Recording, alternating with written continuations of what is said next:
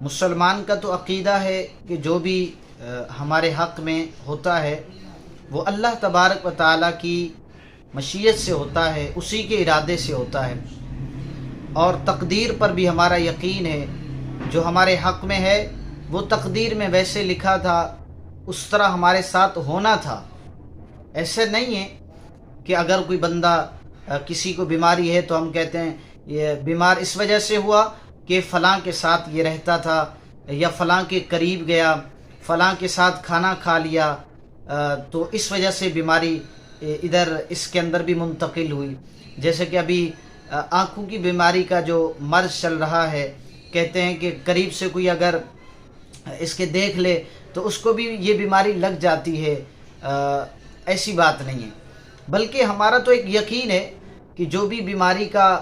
ہونا ہے یا کوئی مرض کے اندر مبتلا ہوتا ہے کسی بھی حوالے سے، وہ تقدیر کے اندر اس کے حق میں یہ فیصلہ لکھا ہوتا ہے، تو اس بنا پر اس کے اندر یہ بیماری اور مرض وغیرہ ہوتا ہے۔ ہاں یہ ہے کہ ابھی جس طرح آنکھوں کی بیماری کا مسئلہ ہے، اس حوالے سے ایک وظیفہ ہے مختصر، یا مقیت، اگر کوئی بندہ 10 مرتبہ پڑھتا ہے اور اس کے بعد یہ دم کر دیتا ہے تو انشاءاللہ عز و جل اس سے کافی فائدہ ہوگا۔ اللہ عز و جل